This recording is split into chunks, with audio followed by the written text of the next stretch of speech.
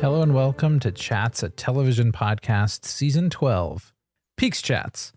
My name is Magellan, and I'm joined by a co-host in a dress with a slit cut halfway up to Seattle. It's Alan.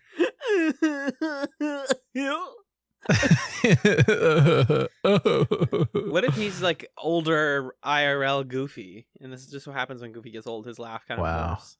Wow, that has to be what it is. Yeah.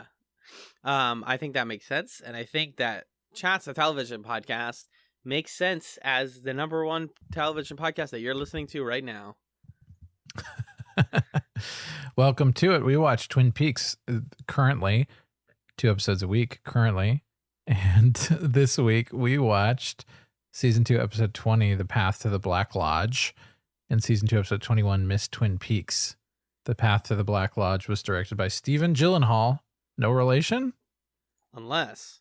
We'll find out. It was written by Harley Payton and Robert Engels, and it aired April 18th, 1991. Now, Alan. Yes? We're curious about 3 things. We're curious about how you're doing. Oh. I feel like I went straight past that without even asking. We're curious about if Stephen Gyllenhaal is related to the Gyllenhaals that we are familiar with, and we're curious about what happened in The Path to the Black Lodge. I'm doing very well. I'm excited to be on the long weekend. Stephen Gyllenhaal is in fact the father of Jake and Maggie Gyllenhaal. Shut up. Stop it. I will not. He also directed several episodes of Numbers. Okay. I think we haven't mentioned, by the way, we have mentioned that Norma Jennings is played by mother of Rashida Jones. Mm-hmm. We have said that. Peggy Lipton. We haven't mentioned on pod that Eileen Hayward. Wow, it took me so long to summon both of those names. Good work, though. Eileen Hayward is played by the mother of Zoe and Emily Deschanel. I keep forgetting. Oh my gosh, that's very fun. A lot of like Hollywood dynasty parents involved in Twin Peaks, oddly enough. And Mark Frost. Yeah, Scott Frost, who plays Doc Hayward, is Mark Frost's. I keep forgetting if it's brother or dad. I think it's brother. Don't yell at me, whoever's in the chat, please. There's no chat, Alan. It's a podcast.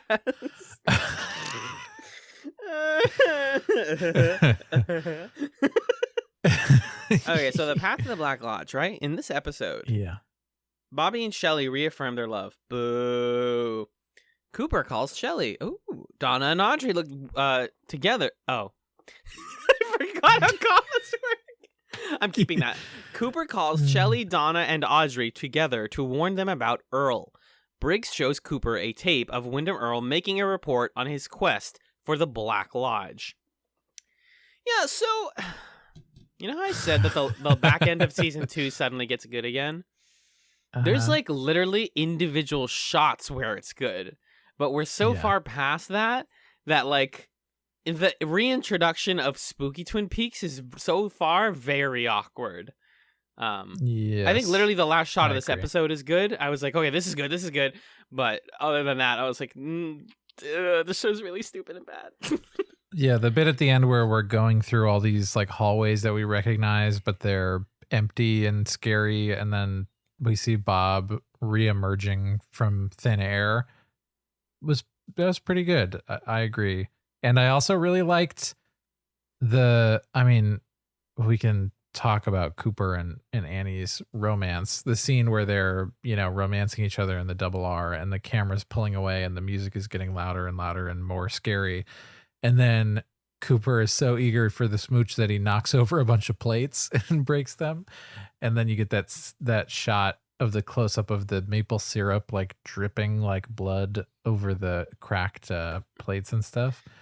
I thought that was pretty good. Think about how evocative that is, right? Like icons of Americana, like diner food and pancakes and syrup, but dripping in slow motion like blood, like the unsettling nature of that. I know this otherwise, besides the fun little touches here and there of something creepy sneaking into the show, this episode is very bog standard. But yeah, go ahead. Sorry, that visual, before we don't talk about it anymore, but that visual of Bob emerging at the end, we'll loop back to that. Yeah. Okay. It's also kind of undercut by the fact that we just saw Bob a couple episodes ago being like, "What happened to Josie Cooper? I'm here. Put it down." So it's not like we haven't seen him in forever. I don't know. Mhm. So that was a little strange, but anyway, go ahead. Sorry. God, the problem with drinking coconut water with particulates in it is that I have to chew on the particulates between times when I'm going to talk. Do you want me to keep talking? No, I'm all set. Thank you. Okay. Margaret Lanterman opens the episode. Oh, the other thing I was just going to say about those touches is I genuinely forgot what they were building up to. I knew that, like, a Bob thing was going to happen in this episode. I just remember, like, the Path to the Black Lodge has a Bob scene. But I forgot about the hand jittering thing. Yeah, everybody's hands shaking. Yeah, I thought that was really well done, especially because it's never really delved into. I think, to theorize, obviously, it's just a heads up that something bad is coming back. Because the very first time it happens, it's like, it's in a scene that's so benign. I mean, it's like I think it's a Shelly Bobby scene or something where he says, like, "I love you," but it starts on, like, an older woman who's in front of them in frame, and she's just, like, eating pie and being like, "Yum, yum, yum, pie," and then she drops the fork, and, like, her hand is just shaking so much. And, you know, we've zoomed past people in the double R before in funny ways, like the "hot damn, that pie's good," that guy. Yeah. But now it's suddenly very creepy. That there's just a woman, and it's like, why was that woman there? And then why is Pete's hand shaking? And why is Cooper's hand shaking? Well, it's because evil is back, y'all. I thought that was really well done. Yeah. But we are also dealing with the aftermath of our boy Rusty Tomasky dying tragically inside of a chess piece. And his friend, who recently topped the Twin Peaks Wiki's list of most popular pages, laments his death and gets very sad that his friend is dead. The reason that guy was topping it was because he's played by the guy who played Stanford Blatch on Sex and the City. Willie Garson is the actor's name. Tragically, and that guy passed away recently, right? Yeah, like very, very recently, September of 2021. You know, iconic gay actor, gay character. Great. I actually like him on the one episode of Sex and the City I watched. But, like, he's in this, and he's just like, my friend, we were going to get beers, and we were going to go party, and then and it's so funny that, imagine, like, the circumstances that one of them, they're like, we saw an old guy, and he said that they had beers, and he went, and I didn't. It's like, good friend, dude. You just, like, left your friend to go get beers with a stranger in the woods, and you were like, oh, wow, he died. That's so weird. Like, yeah. Makes no sense, really, but I do enjoy the scene just because Andy crying is always fun for me. It makes me feel good that men show their emotions. And so the Wyndham Earl stuff just kind of fades into the background for a while. We can touch on just a couple of brief plot lines that get fleshed out here. Does that sound like a fun sort of? Yeah. Well, do we want to just talk about the whole what happens with Wyndham Earl just to talk about it?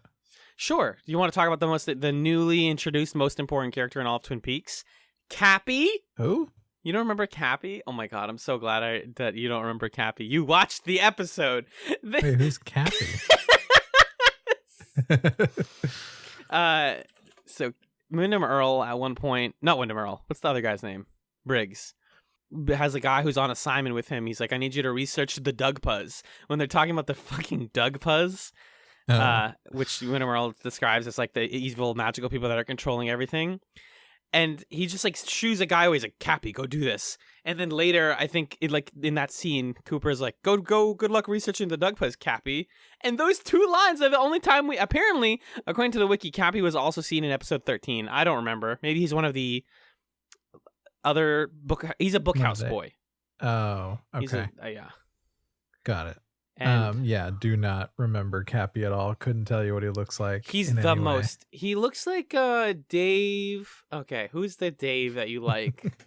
I don't know. Dave, famous actor. He plays a lot of side characters. I can see his face so clear. He's got big eyebrows. David Hyde Pierce. No, younger. Dave Franco? God, I need this. I really need this, dude. What has he been in? Give me some Dave. What's Dave been in? He was in that Robin Williams, Sarah Michelle Gellar show, I think.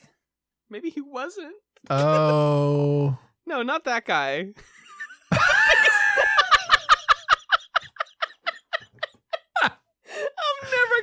David Krumholtz. David Krumholtz is who I was thinking of. Oh, wait, now I need to look at David Krumholtz real quick. Oh is he my the god. guy with the face? Yeah. Look up David. I'm dying.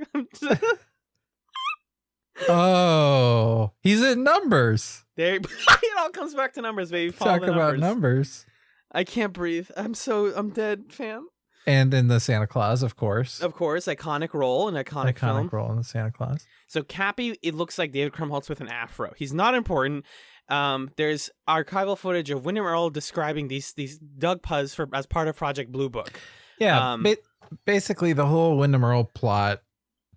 Everything we learn about Wyndham Earl in this episode serves to explain that something that I like to a certain extent, which is that Wyndham Earl is not really here to do this like serial killer murder thing. Right. That's actually a bit of theater to disguise the fact that he's here to find the Black Lodge and get into it and channel the powers of the Black Lodge to have the powers.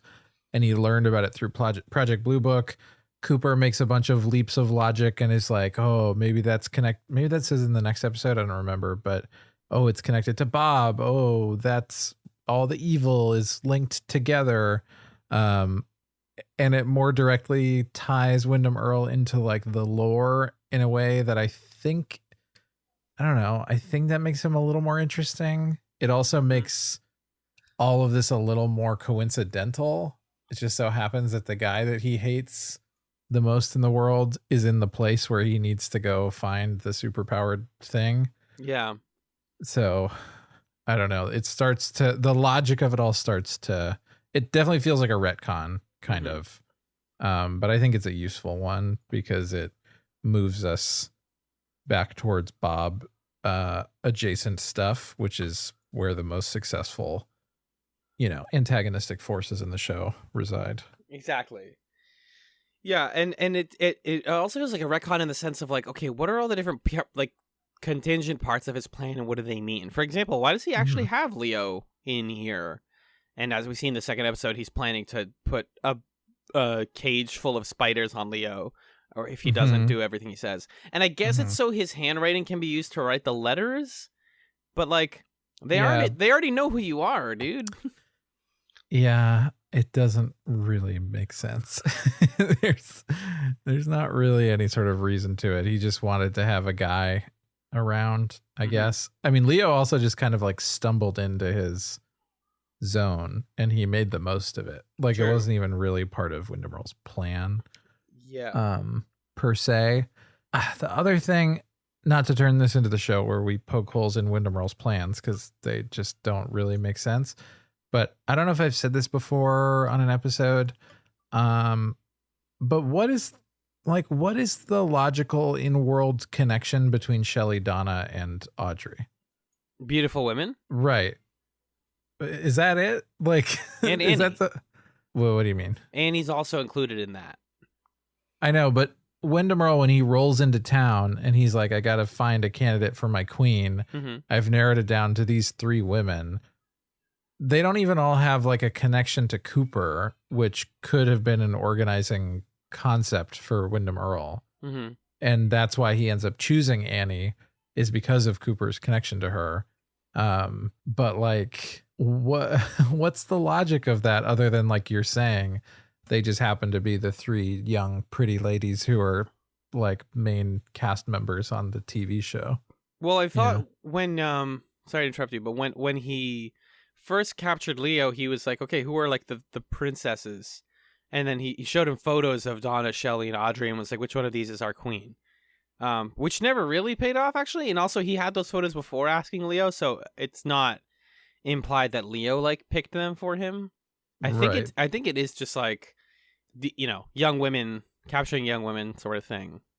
And it's just like, these are the characters that the audience knows already. Yeah, it's just, I mean, when Cooper brought them all together, it just made it even more apparent that like that was a plot thread that, like you're saying, didn't ever go anywhere. Like putting the 3 of them in danger didn't do anything because none of them felt like they were in danger. And I don't know, the casualness where they were all like, Did anything else happen on that day? Well, I met a really strange guy. I also met a strange guy. Yeah, me too. I met a really strange guy. And Cooper's like, yeah, that strange guy was Wyndham Earl. Well, Magellan, you ever think maybe, and I'm just spitballing here. Okay. They're all related somehow to Cappy. Shut up. My grin grew like a Cheshire cat, or like the Grinch when I heard you giggling. Cappy's the key to everything. Cappy's the key to everything, guys. Okay. You know that. All right. It also just gives the episode some stakes, some juicy venison steaks to be like, all right, all the girls need to report their location and be extra safe. If you drive, make sure you're with someone, like all that stuff. Don't go out at night, which, like, unfortunately, the world we live in, you shouldn't go out at night alone anyways, especially if you're a woman. Okay. Twin Peaks, almost saying something. Yeah, there was some other Wyndham Earl stuff that I remember enjoying, though. It was the second episode where we get all the first person shots from Leo's perspective. Yes. Yeah. Yeah. I want to talk about those when we get there. And otherwise, I mean, he's just a kind of a creepy guy, and he's making plans, and his plot doesn't seem to be connected to the Bob stuff also. Like, he is trying to go to the Black Lodge, but, like, then Bob gets out of the Black Lodge. It just seems like they're on separate dimensions. Yeah, and also, I don't know. Maybe this will become clearer when he comes across Bob, because it seems like that's where we're going. But Bob also, when he was in Leland's body talking to Cooper in that one episode, was like, "Oh, thing for knives," just like in What Happened to You in Pittsburgh. Cooper, yeah. Like, Bob seems to have some connection to Wyndham Earl, or to what happened to Caroline.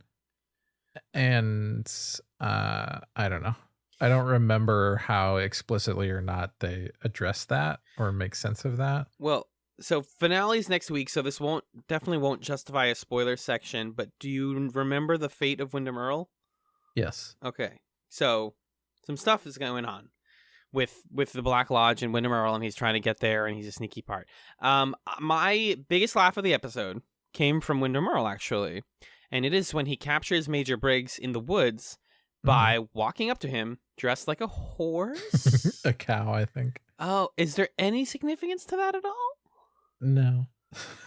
No. Just a dude walks up to you in a cow costume and goes, "Hey, what's up?" And you go, "Huh?" And he pulls out a fucking gun and shoots you with a tranq dart. And you're like, and then it's kind of sad, but Major Briggs, in one of his like last scenes of the show, I think, I don't know, they always have to rescue him. Or they do rescue him, but like we're winding down, and one of our last Major Briggs scenes is him just being filled with haloperidol and being loopy, and it bums me out, because it's like, this is how we're gonna do Major Briggs now. Okay.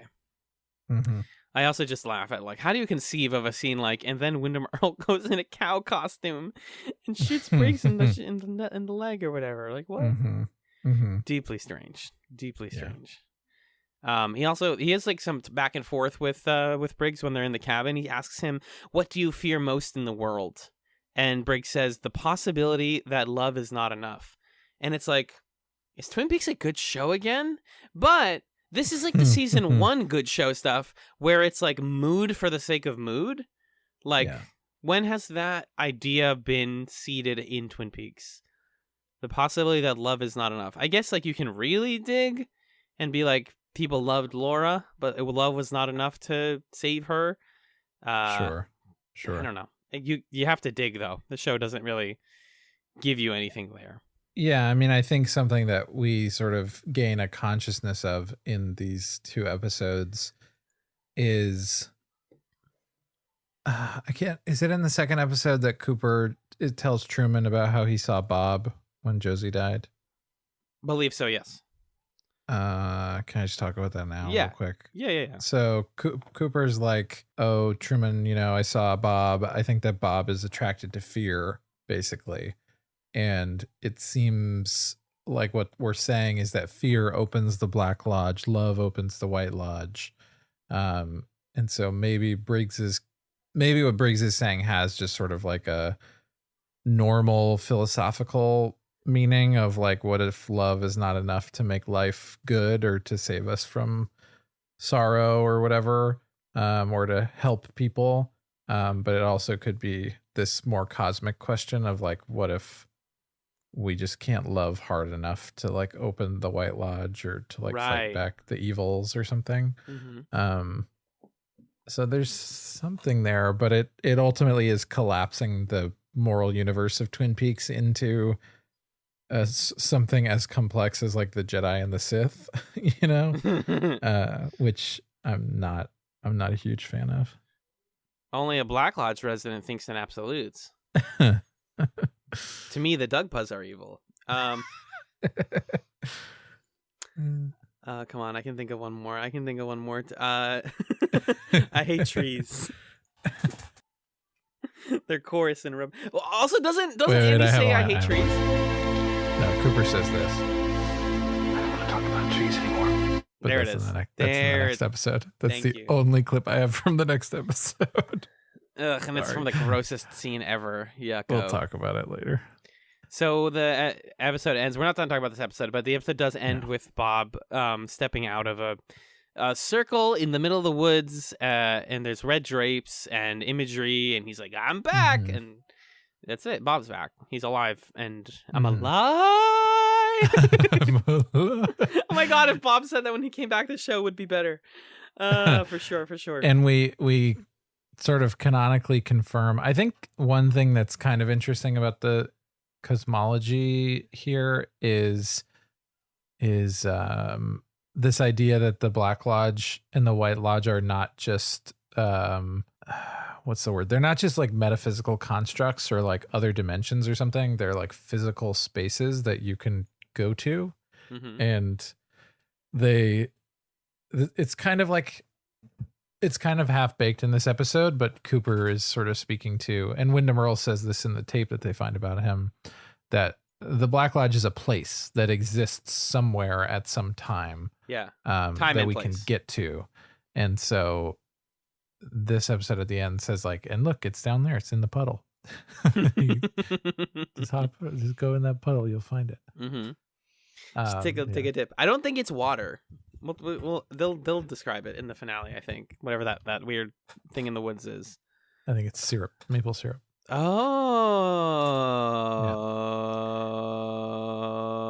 Yeah. Lucy announces that she's going to announce D-Day.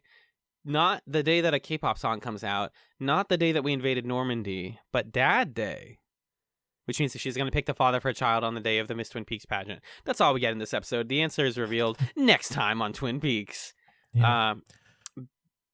Ben I did enjoy Lucy trying to sort of make her own life into a reality show. Yes. And basically give the commercial pitch. Tomorrow you'll find out who the dad is. And Andy's like, okay. Anyway, I can help you with your speech, I guess. You want to talk about the woods? Okay, I can write about the woods. Yeah. Donna investigates her attic, looking for information about who her real dad is. Okay. Can I ask you something? Yeah. What's your least favorite Twin Peaks season 2 plot right now? Is it right now? Option A, Donna is trying to figure out if Ben Horn is her dad. Option B, Audrey Horn telling John Justice Wheeler that she's a virgin and they have sex in his private jet. Option C, Cooper and Annie are making out everywhere that they can possibly make out. Option D, Catherine and Andrew trying to open increasingly smaller boxes. Well, that one goes from my least favorite plot in season 1 to one of my favorite dumb plots in season 2 because of the absurdity of it. I thought you were going to say like, wow, you mentioned all the bad ones without mentioning Catherine, but you did. No, the puzzle box one is hilarious. It's so stupid. The Annie one just makes me feel like I'm on something because I don't fundamentally agree with this romance that's happening. I don't like seeing it. The Audrey one basically feels the same way. It feels undercooked and betrays I'm trying to think which one betrays the characters the most. And then honestly, Donna's like makes sense for her at the very least. It's not that interesting and the answer is not that interesting, but like it makes sense.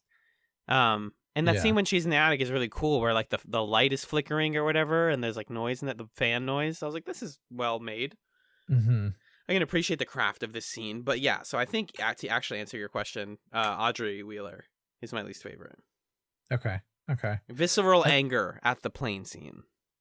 I think I hated the plane scene a lot. I think the Donna plot I think it's the one that's bothering me the most because it is just a twist for no reason, right? It's just like, well, She what has if something to do? Yeah, what if Donna was Ben Horn's daughter? Maybe, huh? What do you think? And it's like, has Donna ever had any sort of interaction with Ben Horn prior to this point? Do we understand what she thinks of him? Like, is this meant to be? Yeah, we just don't understand the extent to which this is like a horrific realization for her, or really anything like that. It just doesn't say or mean or do anything. I think something that's confusing to me about it also is it doesn't fully track with the other Ben Horn stuff that's going on, because he's saying like, oh, I want to be a good guy, right? And we can tell that when he's talking about the weasels and how he wants to be a good guy, that there's this ulterior motive of wanting to mess with Catherine Martell's development project. And so you can have a debate about like, okay, well, is he a genuine environmentalist, or no, he just wants to mess with them?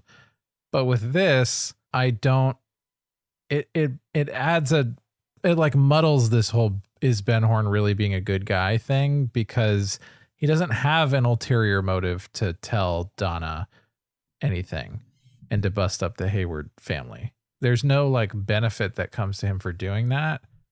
It seems like it is a genuine misguided moral question of like, well, I'm supposed to tell the truth, right? And I just, I don't know. I don't think that they're playing it in a way that's really all that interesting, considering that on the other side of his plot, he's doing something that's like a little more transparently evil. Yeah, just like Machiavellian in the way that Ben Horn is. Right. Yeah, to try and have your cake and eat it too, where it's like, okay, is Ben Horn becoming a good person and like reconciling something he did in his past? And also, is he, still trying to betray Catherine and like secure the Ghostwood estate? Those two things don't gel very much. There's a scene in the second episode that we'll talk about with the books where it's like, you're trying to be a good dad now? What are you doing? Like, what? You can't do both of these things. It's not allowed. And even that turns into like a clear manipulation of Audrey, where you can see how it fits into Ben Horn's scheme. Whereas this Donna stuff, I like, what's the scheme here? And it's not to say that there has to be one, but you're just making that his character right now, and this doesn't really, like you're saying, gel with that. Totally. But let's drill in on the rest of this episode before we get into, because all of these plots do resolve in the second one. But she's looking for she's looking for through records. No father is listed on her birth certificate. She sees pictures of Ben Horn with her mom, and he has a great mustache, which is really good. So good. Top tier mustache, literally unparalleled.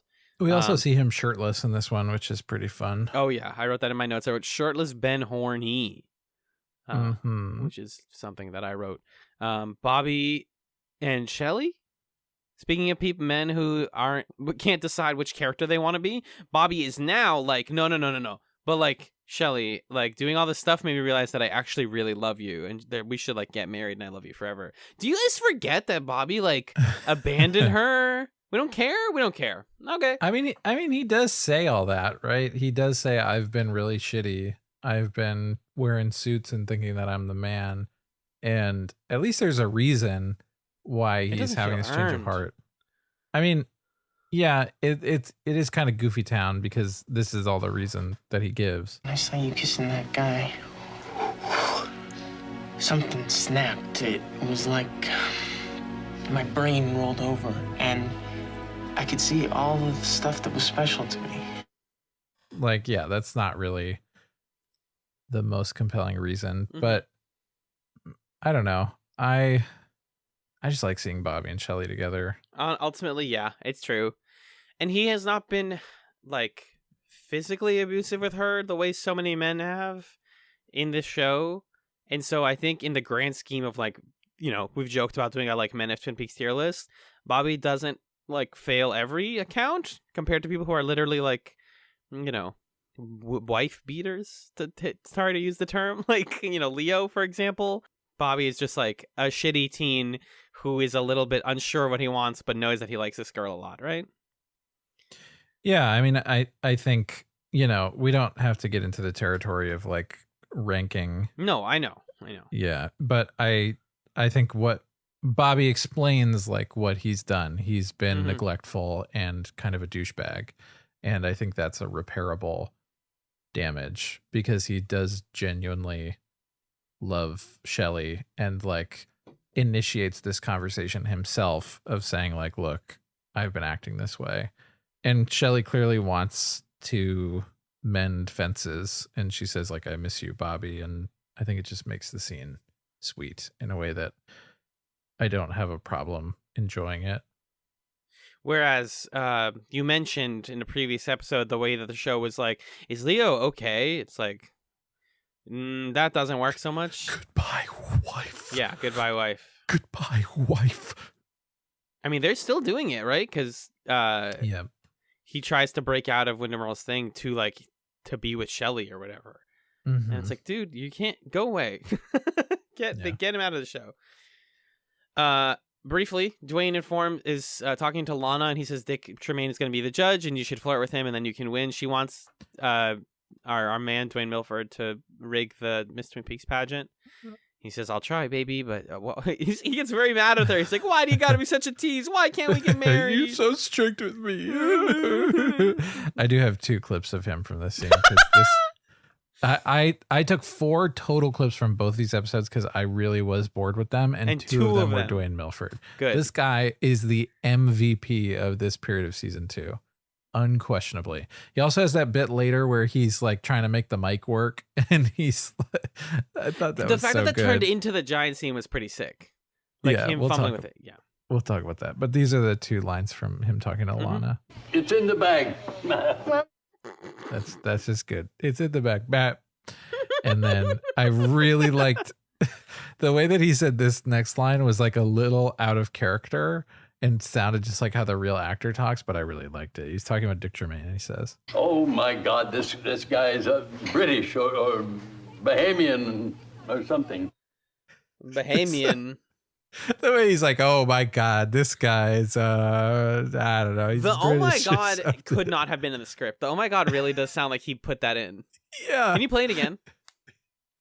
"Oh my God, this guy is a British or Bahamian or something." It might be an awkward line read. It's very funny. I love it so much. Oh my God. Oh my God. That's so fucking funny to me. I don't know why. He brings us joy. What can I say? He's great. And then the way that he cries and it sounds like his laugh. Oh, top notch.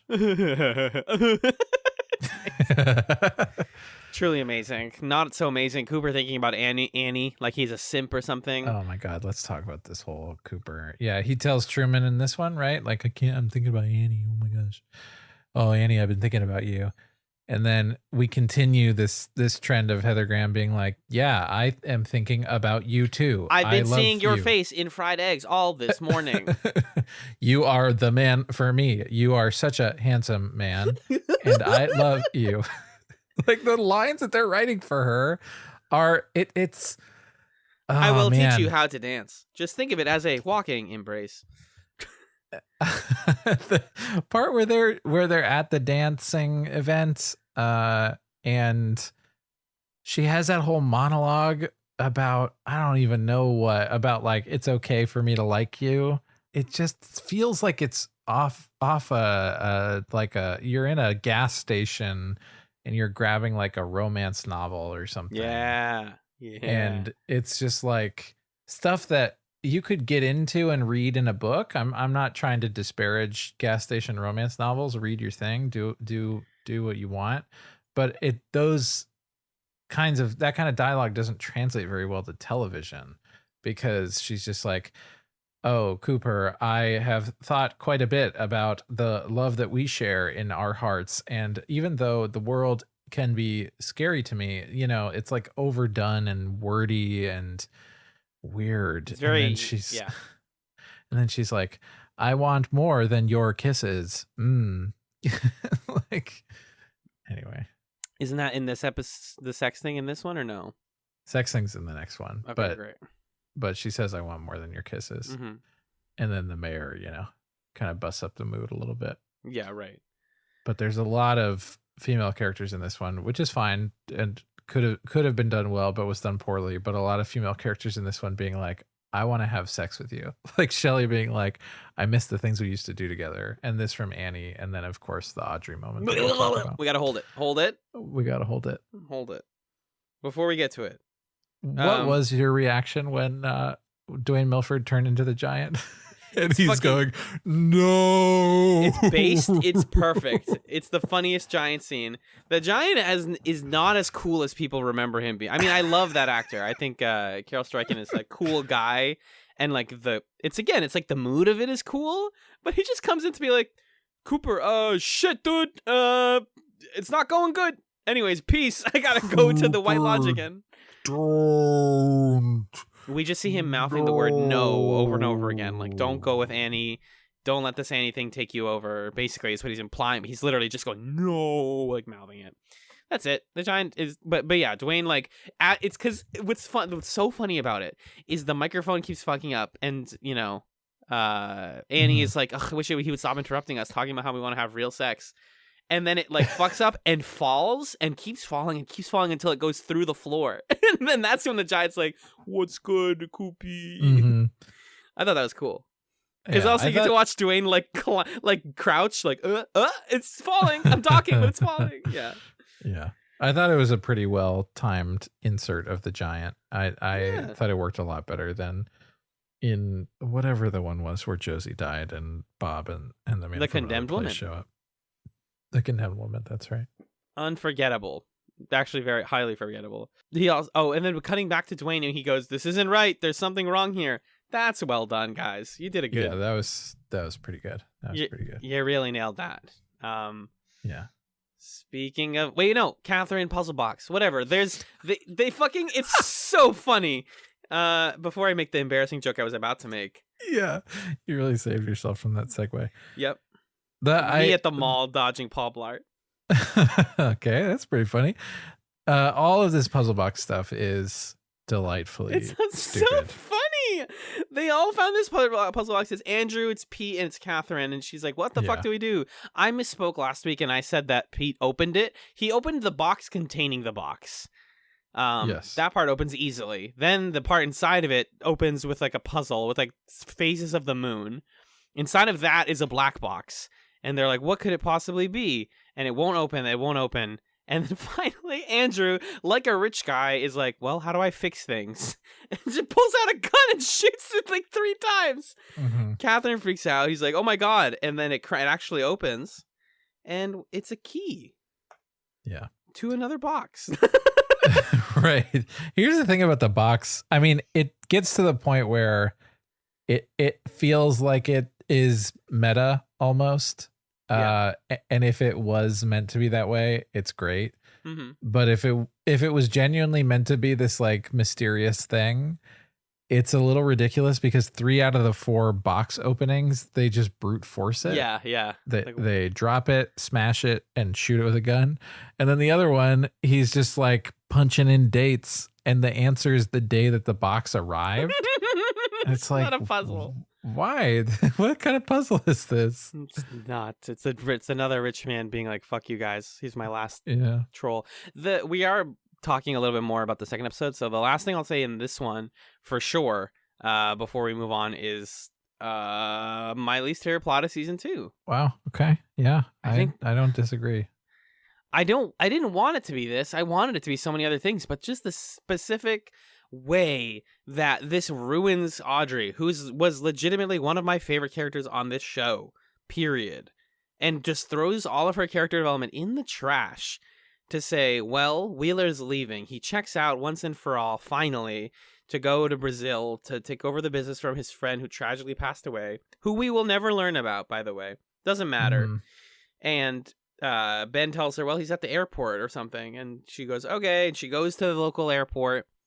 And she sees Wheeler there in his stupid leather jacket that I bet you smells like ass. I just look at it and I'm like, this is as someone who has a somewhat stinky leather jacket, I can like vibe with it, but his is worse. You think everything's fine. She's going to say, oh my God, it's going to be Casablanca. She's going to say, I love you. And he's going to be like, don't love me. He really just says like, I'll be back. Don't worry about it. This doesn't have to be goodbye. It is. But one more line. We're not done yet. Hey, Wheeler, I'm a virgin. Oh, do you want me to take you right now? Yes. Okay. And then they have sex in his plane. Yeah, Pete, wait out here. I'll be right Pete's back. outside. Pete is outside watching because I guess I figured it out because the police are telling them to watch the girls. But like Pete's. Oh, sure. Yeah, it's not just completely random that Pete happens to be there. He has instructions to watch Audrey, but I do like to think that Pete's just like, oh, they're having sex, and he looks on and like smiles. He's like, he's crying a little bit because of the beauty of their love. It's so pure and real, and she's not. I don't know how old is Audrey supposed to be? Audrey 18. Okay, we confirmed this, right? Yeah, yep, she 18, said it 18. a couple episodes ago. Yeah, she did. Okay, so still terrible. This sucks. Yeah. And it's, I don't know. I mean, I don't think it's like wildly out of bounds for Audrey to say or to want. It's like, it makes sense for Audrey to want to have sex with him. She has a crush on him, or she thinks she's in love with him, or whatever. They're consenting. And maybe it even makes sense for her to be like, I'm a virgin, blurting it out. You know, I don't know how to approach this, but I want to like have this experience. But it's hard to get past the fact that it feels a little like, I don't know, what's the word? Voyeuristic to sort of write it in this way. Like someone wrote the script, you know, that's what I just can't quite get past is I can see the sense in Audrey wanting this and saying this, and I think there's a way to make this work, but that moment where it turns from her saying I'm a virgin to him being like, oh well, if you want to we could just right here, that moment to me is kind of grimy in a way that I didn't enjoy. I have often felt like no one said this to me, but I feel like I'm a little bit overly critical of like sex stuff on TV shows when we talk about them on the pod. I think I am too.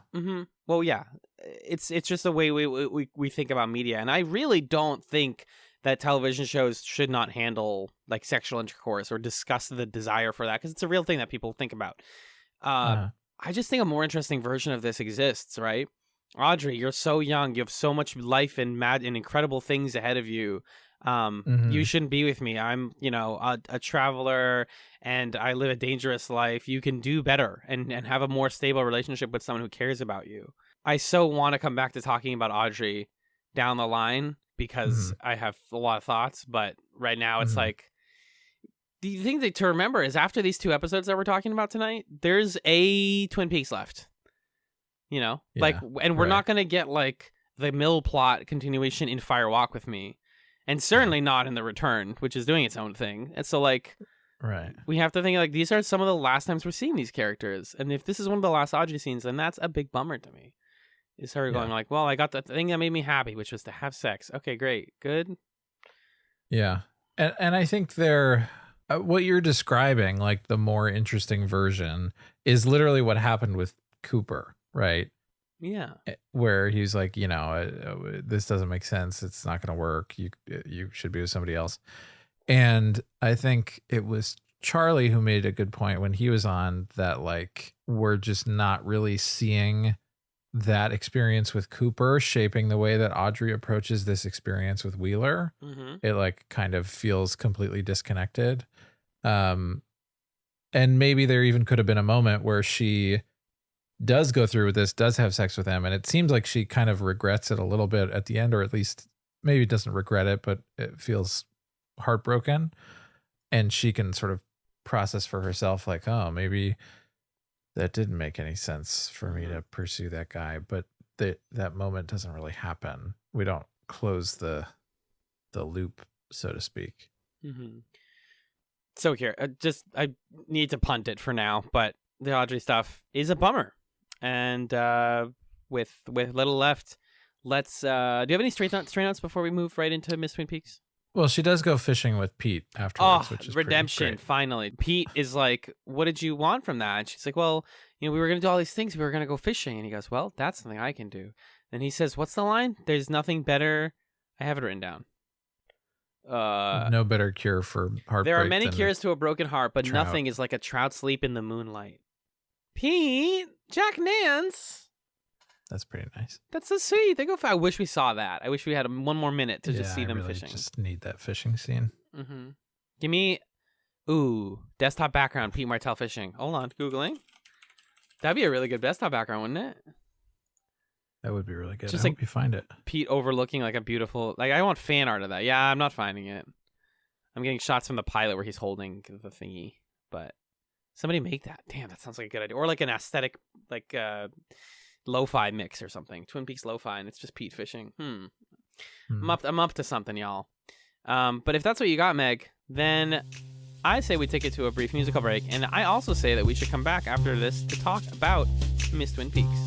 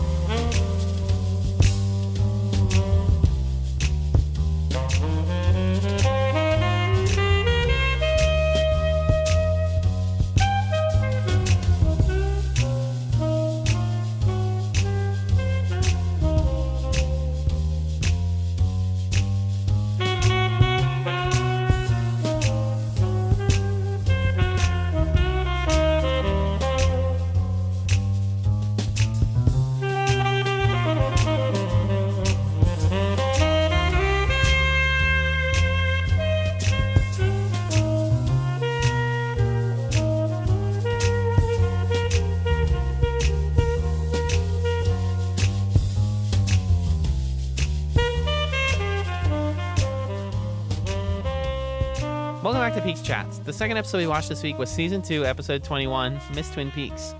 This episode was directed by Tim Hunter, it was written by Barry Pullman, and it was aired June 10, 1991. What happened in this episode, Magellan? Wyndham Earl sets his sights on the Miss Twin Peaks contest. Ooh. I'm channeling my Lana Milford accent, which is Southern on a couple words. And then that's it. Lucy chooses a father for her baby. Oh. Leo is punished when he frees Major Briggs. Cooper unlocks the key to entering the Black Lodge. Annie and Dale make a commitment. No, to have sex? Yeah, wait, what commitment did they make? Yeah. They just had sex, yeah, I guess. We talked about all the good stuff in this episode already. Now we had to talk about the boring. No, there's still good stuff. The Miss Twin Peaks pageant happens. Yeah, is Wyndham Earl all bobbed up now? I don't know. Because now he's got like black teeth and he's really pale. They never explain it. I know for a fact that they never really explain it. Okay. I think he's bobbed up though. Okay. God, people need to watch Ted Lasso. There's a part where somebody gets bobbed up in the end of Ted Lasso season 2. That's all I'm going to say, and I'm not going to explain. I can explain it to you off mic because I know you don't want to watch that show. Mm-hmm. Yeah, the log lady intro, by the way, just her talking about a log. It's fun though because they pan over to her fireplace for once, and she's like, my log has a spirit in it, and the spirit is my dead husband. Anyways, check out my fireplace. This is where people die and stuff. Not the fireplace, but whatever. If Jupiter and Saturn meet, it's time to go to the Black Lodge. Magellan, are you excited? Sure. Okay. Are you excited Go ahead. I'm gonna just jump around from plots. You gotta stop me when you want to say Both something. of these episodes ended with a character being like, "It's not just a puzzle; it's a map." Wait, the first one did too?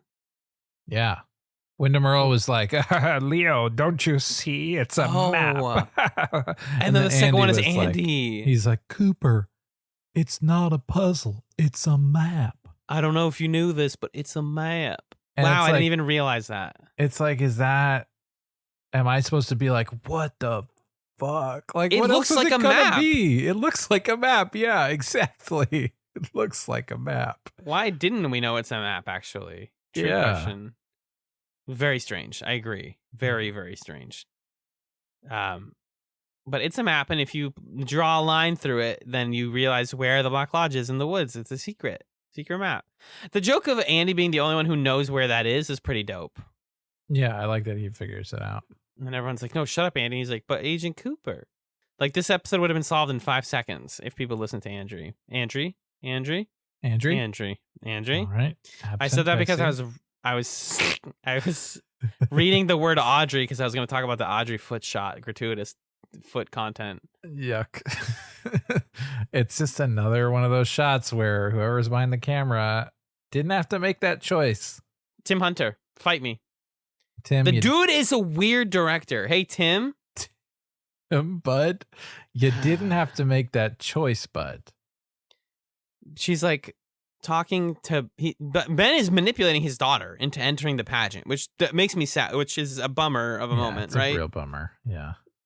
It feels like because it's like accurate parental shittiness. I feel like he's done this before. And I think it's a bummer in a way that works, right? Like we're slowly peeling back the layers of Ben Horn's feigned goodness to see that he is just being bad in a different way. And I think that actually makes a lot of sense for his character. Mm-hmm. But it is sad because Audrey just wants to have a genuine relationship with her dad, and he's like incapable of that.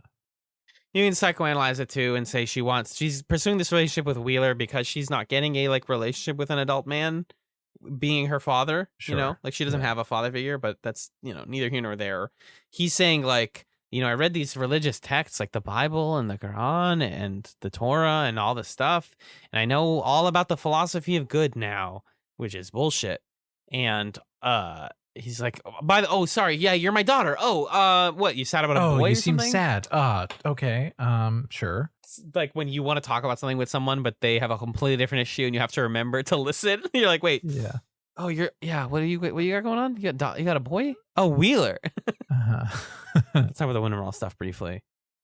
He goes very Joker mode in this, more than he already has. He literally says, I haven't been this excited since I punctured Caroline's aorta. Oof. That's a lot. Transitioning hard from he's a wacky Scooby-Doo villain to like he's a murderous sociopath.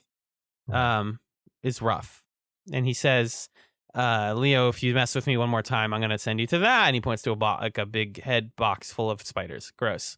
Yeah. And the other directorial thing that Tim Hunter does is Earl always faces the camera when he yells at Leo in this episode, as if we're supposed to like be in Leo's like interiority. Strange choice. Yeah, there's a lot of investment in, I think this episode, he's like looking at Shelley's picture, or maybe that's the first one, but there's just a few moments where, by contrast, when Leo is in the room with Wyndham Earl, it's like, okay, I guess he's not as bad as this cartoon villain man. And as a result, it creates these moments where, like you're saying, the camera wants us to empathize with Leo Johnson, and I just would rather not. No, thank you. I don't want to be in his head. I don't want to be anywhere near him. Honestly, you can excise that whole thing. Yeah, could you just remove Leo from Wyndham Earl's whole storyline? I think the benefit of having Leo, I think Leo is a particularly useful character because it allows us to have a direct point of view, like a firsthand point of view on what Wyndham Earl's doing without us really being too concerned about the character who's giving us that perspective. Like we're not really worried about when is Leo going to get saved or something like that. but we know Leo, and so it makes sense for us to for him to be the audience surrogate in Wyndham Earle's hideaway. It just has the unfortunate side effect that just like cinema knows how to speak a certain language, and that language like puts Leo in the position of being the victim, which he is, of Wyndham Earle. But like, I don't know. I think that is serving to weirdly thematically redeem Leo Johnson. Yeah. And I'm not here for that necessarily. We don't stand, you're saying? Yeah, I would say we don't stand. It's not the fresh drip that I'm looking for. Yeah. Fresh drip. Sheesh. Yeah. Hello, fellow teens. I want to talk about everything else around before we get to the pageant, because then we can just talk about the pageant for like 30 straight minutes, probably. 40. If we could do 45 straight minutes on the pageant. I type 45 on the pageant. Yeah. Garland stumbles out of the woods. He's like, he forgets his own name. He's like, Garland? That's an odd name. Like Judy Garland? That's weird. Pretty funny. Pretty funny. The puzzle box thing happens in this episode. Donna's mad. Okay. Yeah, the puzzle box getting shot. They question it in the first one, and then in this one they shoot it. Yeah. Donna's in the back of the pageant yelling at Ben, being like, "Are you my dad?" And he goes, "I'm," and she goes, "Oh, you're my dad." Okay. Mhm. All right, great. Good. Now I know the answer. Andy solves the whole crime. Yeah. Andy While Briggs also it gets picked as the dad. Yay! He's so happy. Look at Andy Goaz, or what's his the actor's name? Harry Goaz is just like, yay! He's like so joyful there. Mm-hmm. It's pretty nice. And also the fact that Dick Tremaine's like, oh, okay. Cool. I just had sex with Lana Milford in the closet like an hour ago, so I'm good. I'm out of here. I get to judge a bunch of like young people on how hot they are, and I just had sex with the most beautiful witch of all time. I'm groovy, guys. See ya. Uh-huh. Bummer. Sorry, Dick. Not that much of a bummer. I'd rather get out of here. Shelly and Annie are cute with Norma. They reveal that Norma was the winner of the Miss Twin Peaks pageant 20 years ago. Mhm. Again, love Machen Amick and Heather Graham like being funny and charming, and they're like, "Oh my god, like Norma used to be so good. Like what, now you're old and blah blah blah." Yeah, this is a nice team of 3 characters to see hang out with each other. It passes the Bechdel test. Except that they're talking about a beauty pageant. Fuck. Feels like it should be written into the Bechdel test. You can't have women talk about men or a beauty pageant. Yeah, that they all want to win, or one of them used previously won. It's bad. Yeah. Yes, that's definitely true.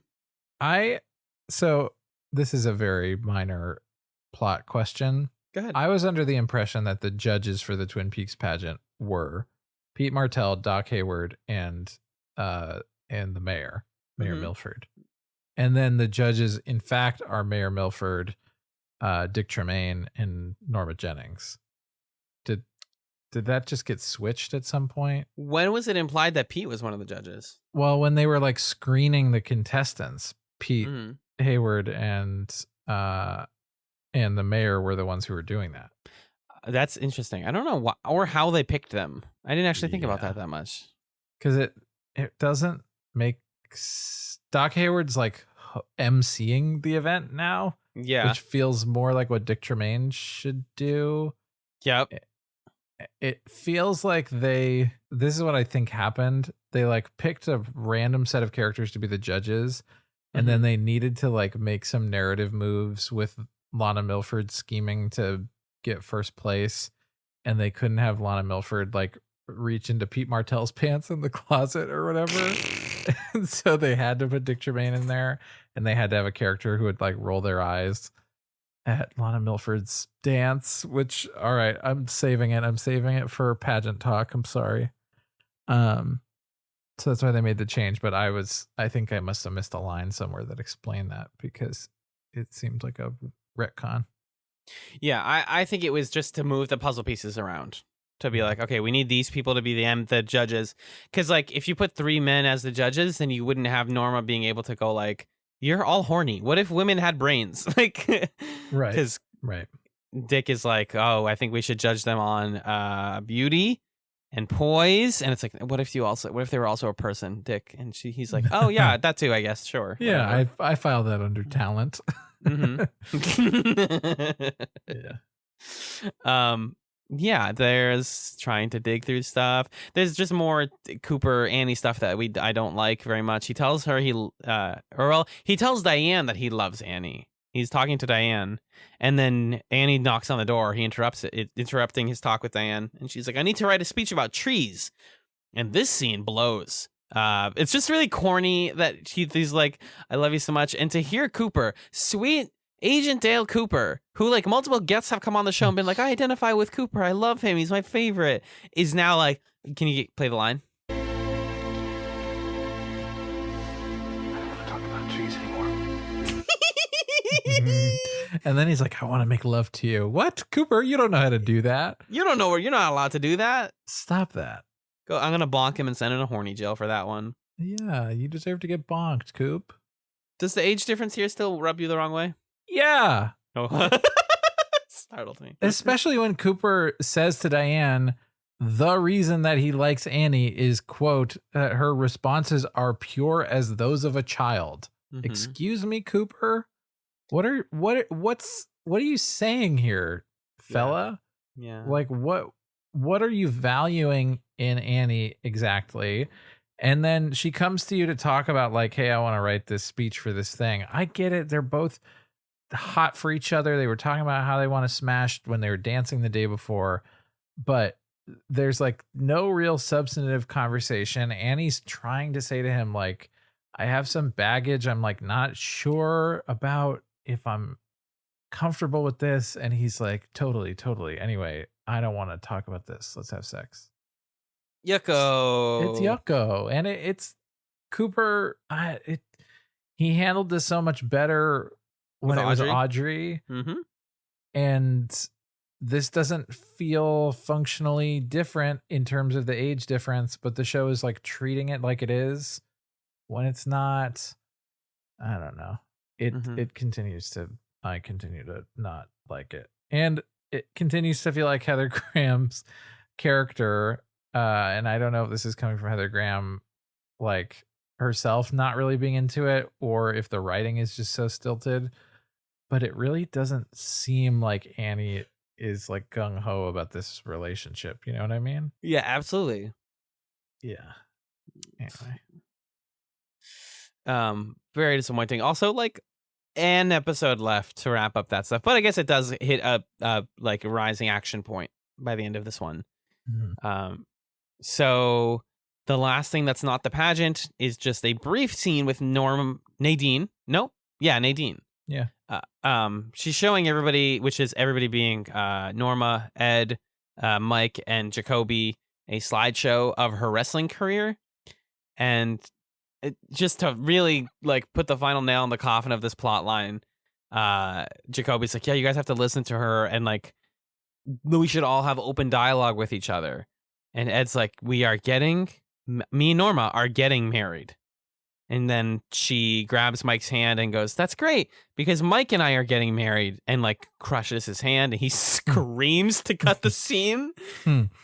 I can't even laugh at it anymore. I'm just like bummed watching this stuff, dude. I'm so tired of Nadine. I didn't know how much there was of it. It's taking so long. I mean, the silver lining is at the end of this episode when all the chaos is going on, something falls on her head, and it seems like that's gonna make her wake up and remember who she is or something. In the finale, dude. That's my guess. This is gonna be the most bloated ass finale in the whole world. Yeah. Pretty good episode. The finale is? Yeah. Okay, I hope so. I'm just kidding. I know it is. So let's get to the best stuff. The last like literally 15 minutes of this episode, maybe more, are the pageant, the Miss Twin Peaks pageant. There is, to my understanding, no way that this choreographed dance routine was using stunt actors. I think they trained the cast to dance. Because it's not that complicated of a dance, but it's complicated enough that I would normally say, yeah, you would use stunt actors for this. Are you joking? But there's so many shots of their faces, and it's just the actresses. Also, question, isn't Lucy pregnant? Like, very pregnant? I don't know how far along she is at this point. Well, she's clearly not far long enough that she can like bounce around and do a freaking full ballet. Kimmy Robertson does a ballet routine in this. Yeah, go off, Kimmy. Go That was off, pretty Kimmy. Cool. Unbreakable Kimmy Robertson. Yeah. It was entertaining, but it just felt like padding or something. It's a lot of pageantry, literally pageantry. Mm-hmm. Here's okay. Pinkle? I have a lot of things with the Miss Twin Peaks thing. Oh, you're not gonna talk about Pinkle for 15 minutes. Okay. They made Pinkle not fun anymore, which was now he's a bummer. creepy. Yeah, he's a lecherous old gross man. Yeah, which made me sad because I liked Pinkle a lot. But anyway, R.I.P. Pinkle, you're dead to me now. Rest in Pinkle. But okay, here are the things I have with the Miss Twin Peaks pageant. First of all, like I said last time, they're doing all of this like after the fact work to try to make it make sense that all of these female characters are going to be in it, right? Even up to this episode, Cooper and Annie are still talking about whether Annie's going to do it. She goes on to win. She ends up winning. Like in this one, Audrey's being convinced of it. It's just, it's not really ever made super clear what I think. Like Donna has a clear enough reason why she's doing it, for example, because it seems like it's kind of a middle finger to her parents a little bit. But every other character who's in it, they don't really have a well-developed reason for why they're doing it that I understand from inside of them as characters. I just know the other characters who told them to do it, basically. And so what you end up with is this big narrative event that could have been a moment to explore, like, how do all of these characters feel about being at this thing that they were invested in? How do they feel about the fact that they didn't win? And you just don't get that because they didn't care. Like, Shelley has so many conversations with Bobby about whether she's going to do it or not, and you literally do not see Shelley do anything in the Miss Twin Peaks pageant. She's in it. She's in the background, but you don't, for a minute, you don't even see her do a single thing. And it's like, Right. Why did you waste all of that time talking about whether or not Shelley was going to be in it to then make it meaningless that she was there, you know? So that's really frustrating to me. I think the other thing, you know, I've criticized having this huge kind of centerpiece moment be a beauty pageant in the show where Laura Palmer's death is the inciting event, right? And everybody speaks about Laura Palmer as like, oh my God, she's so beautiful. They have her prom photo. There are so many characters who were like involved with Laura Palmer romantically or sexually or wanted to be. And a beauty pageant actually makes a lot of sense in that town where those things happen. To think that this pageant has like these deep roots in Twin Peaks that go back at least 20 years, if not more. There's a way in which that actually makes sense if you're thinking about just the sort of attitudes that had been normalized in the community up to this point and made something like what was going on with Laura Palmer something that was shuffled underneath the surface. But the problem is that this episode doesn't engage with the beauty pageant on that level. It doesn't critique it. It doesn't show it to be a part of like this problematic tapestry of a town that's fundamentally dark. It's like, hey, it's a fun show and look at all these hot ladies, you know? That's how they're presenting it to us. It's totally at face value. And anyway, it sucks. Well, I almost feel it's a little bit harsh to critique this for not tying into like what Twin Peaks was about, because the show isn't Babylon 5. It's not a serialized show where it's all meant to connect to each other. But like, yeah, you have to reconcile in watching Twin Peaks season 2 that in the same show that is textually, fundamentally about the violence towards women and young women especially, we also end the series on a beauty pageant that is just played completely straight for so much of the season and then just plays out normally until it goes weird, and doesn't even go weird for interesting reasons. Like, again, Wyndham Earl interrupts the Miss Twin Peaks pageant after Annie is crowned the winner. Like a freaking cartoon, man. He's dressed as Margaret Lanterman, but in the wrong color outfit. Tricks Bobby, bonks him with a log, which is kind of funny. And then, like, shuts all the lights off. And we get a cool bit of directing here, right? Or, like, visuals. With the where, strobing and stuff. Yeah. There's actually a really cool strobing scene in Squid Game. Sorry to beat a dead Netflix show, but there's a really cool strobe light scene in that show that this reminded me of. But he's like slinking about, and it's pretty cool. You know, you're watching Cooper be like, "Oh, what do I do?" And they're like, "Everyone get out!" And him and Truman are like freaking out, and you can see Wyndham Earl through the crowd and the lights. Fairly well done here. And then they get out. Annie's gone, and they're like, "We'll surround him. We're gonna go chase him." And that's pretty much the episode. You don't want to talk about Lana Milford's dance and her outfit. Oh, you mean the contortionist exotica? No. Yeah. No, it's weird. This whole like I'm wearing a veil thing. I know the history of exotica and contortionism has its roots in a lot of different cultures, some of which are appropriative, some are not. Some are just those cultures. There's also like very little that's contortionist about this. She's like just doing a very simple dance. If I want contortionism, I want to see someone's legs bend backwards. Not that I know anything about contortionism actually as like an art form, but yeah, she just does a sexy dance that's not really that sexy, and everybody's like blah, blah, blah, blah, blah, their tongues roll out. This is right before the big win. Also, there's a great Annie speech about like protecting the environment, and it feels like Annie's the only character who actually understands what environmentalism is. Yeah, but it also has this like Native American quotes in it that kind of has a weird appropriative vibe. Yep. It's both. Because she's on one hand saying like we owe it to people, but also like this quote comes from a Native American leader about how there are spirits in nature, and it's like you probably can't say that.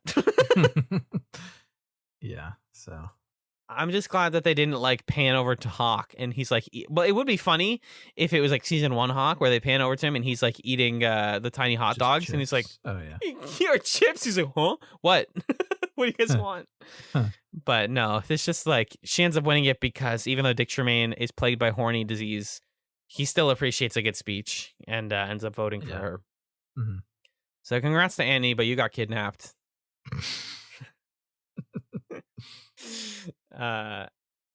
And she's being taken by Wyndham Earl to go who knows where, probably the Black Lodge or something. I don't freaking know. I do know, but I don't know. Yeah. Cooper's nervous. Dwayne's pissed off that his hot girlfriend didn't win. And that's what I got. Oh, and then it ends with Andy being like, Agent Cooper, I found out what the thing is. It's not just a sign, it's a map. Got to credits. You're right, though. They did say it's a map at the end of both 2 episodes in a row. That's funny. That is hilarious. There's that scene where Lana and Dick Tremaine are in the closet together, and I just thought it was a weird, or not weird. I thought it was an interesting kind of production thing, seeing the way that scene was edited, because every time they turn the flashlight on or off, it's like a jump cut. Oh, yeah. Because I'm guessing they had to actually just change the lighting setup in the room or something, and they couldn't actually like continuously shoot the scene where the flashlight turned on and off and on and off.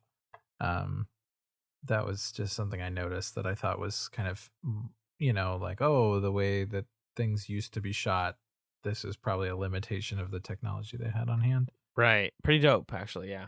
If that's what it is. But I got nothing else. There's a very funny shot where I think it's Pinkles talking about like all the girls and stuff, and they just have an extra walk in front of him carrying lugging God, yeah, deer head. That was hilarious. Just why not? This extra, I don't know what he was thinking or what they told him, but it's very funny. It was funny. It's so heavy deer. Yeah. Yeah. Let's get to the finale. Yeah, we're excited to watch it. Yeah. We know it's got some interesting stuff. I believe, hold on, let me confirm what I'm about to say before I say it and embarrass myself. Yeah, dude, The finale is directed by David Lynch. We're back, baby. Twin Peaks is back. Mark Frost, Harley Payton, Robert Engels, David Lynch, uncredited writing credit. Okay.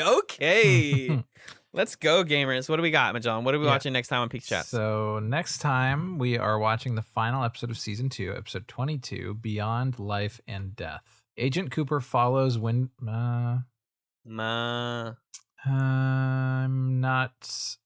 You don't have to read these. I'm just not gonna read it. Yeah, just watch it. He's gonna chase Wenda Merle. Some stuff's gonna happen. I can't believe all the stuff I know about the end of Twin Peaks is in the finale. It's not even in this. I thought it started building.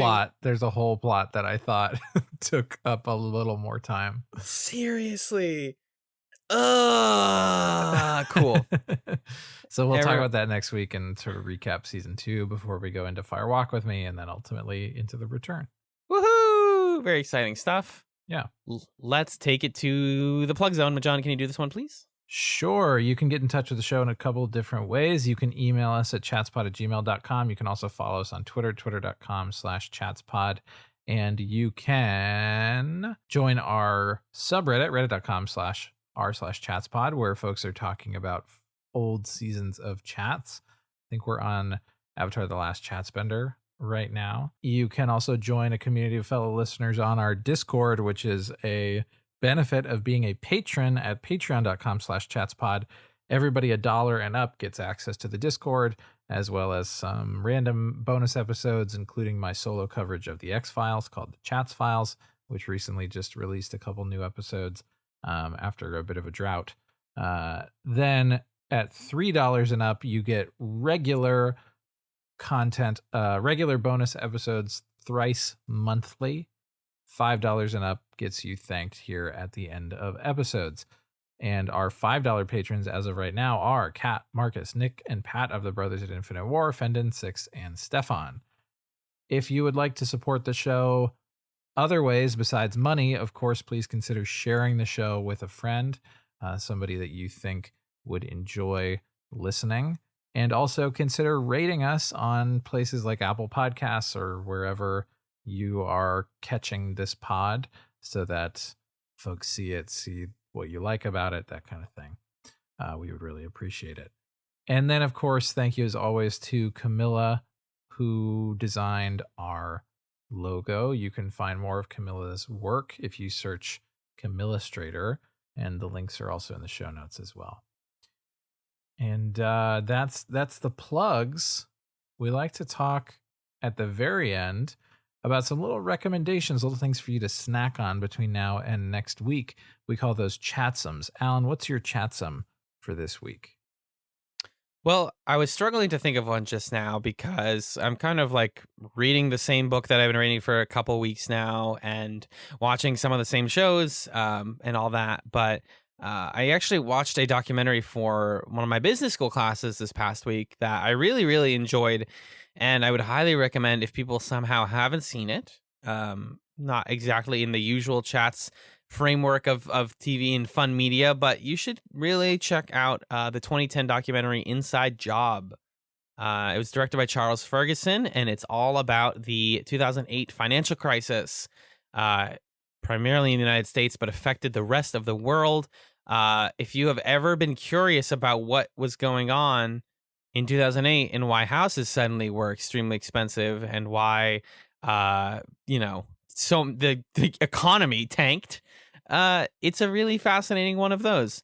I think in the grand scheme of documentaries, the thing I like the most about it that makes it unique is that Ferguson is interviewing these Wall Street bankers who agreed to be in his movie. But you just get to if you've ever wanted to watch slimy rich people lie under oath and fall into it, it's so juicy, and rewarding as somebody who has been, we've all been in some way affected by the financial crisis.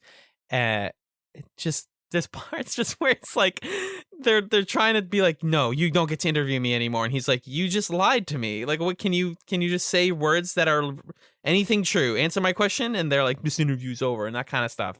And it's very satisfying and also really, really informative. So I highly recommend the 2010 documentary Inside Job. It's on YouTube. You can watch it for free on YouTube. It should be taught in schools across the world, to be honest with you. What about you, John? What's your chatsum for this week? I have a couple chatsums. I have 2 YouTube channel recommendations and 1 video game. So the 2 YouTube channels are kind of media related channels, but they are different types of media. So one is video essays, historical pieces about kind of old Hollywood. The channel's called Be Kind Rewind, and it's got stuff about, the Oscars and about the kind of golden era of Hollywood movies. So if you're interested in that kind of stuff, I would recommend it. There's some interesting videos on there. I learned a lot about Audrey Hepburn, for example, and the sort of erasure of like Audrey Hepburn as a person in favor of Audrey Hepburn as like an icon of nothing, really. Yeah. And so that video was pretty interesting. Like I didn't know about Audrey Hepburn's personal experiences in the Holocaust, for example, and like her work with the United Nations and that kind of stuff. And then another channel that I've been enjoying, there's like a mix of like music theory, music pop culture commentary, called Song Psych. And in particular, I watched a video today that calls back to my very first or very second chatsum when I talked about how Machine Gun Kelly and Eminem were beefing. They're beefing. If folks remember, it turns out I watched a Song Psych video today talking about another beef that Machine Gun Kelly got himself into with the guy from Slipknot. So he's running around beefing with people. And that was a fun kind of full circle chatsum moment for me. So Song Psych and Be Kind Rewind are both pretty solid YouTube channels to add to your repertoire, I would say. And then in terms of games, today I started playing the brand new Metroid game, Metroid Dread. And I haven't developed super deep thoughts about it. I will say the gameplay itself, being Samus in this game, is really fun and fluid and kind of prioritizes action in a way that other 2D Metroid games haven't necessarily done. I don't think it's detrimental to the Metroidvania style at all, by the way. I think it's just a sort of nice feel. There's some other stuff that they've added that is a little more obtrusive to new Metroid players. So I'm having trouble with it, having not really played a 2D Metroid game before in any substantial way. But, a couple hours in, I like it so far. And I think if you like Metroid, it's a Metroid. And yeah, I'll say more about it as I have more feelings about it. They done did a Metroid. So that was Be Kind Rewind, which I've watched before. But just so everyone knows that I've watched things. I've seen their Chloe Zhao video. The Toni Collette one is excellent. And of course, I be standing Little Women, the movie. And the comparing every version of Little Women video is really good. Right. Is Song Psych? Can you spell that for the list, please? Song, like psych, like psychology, SONGPSYCH. Is that one word intercapitalized? Yeah. Perfect. Thank you. Metroid Dread. Groombo is the name of the fictional character that I just invented. And he says all sorts of things like, thank you to Magellan for being, I should really say like, for being the Caroline's aorta to my Wyndham Earl or whatever. Disgusting. No, but I wouldn't say that. So instead, thank you for being the Charlie Puth to my Selena Gomez. And thank you for listening to this episode. Nobody will get that. That was an off-pod conversation. Fuck, I hate this. Can I have one more take, please? Yeah. Thank you, man. I always worry that you're going to like edit me to sound stupid, which is easy because I am. Stop it. No, quit it. Thank you to Magellan for being the Dwayne Milford to my Lana Milford. And thank you for listening to PeaksChatz. Damn fine podcast.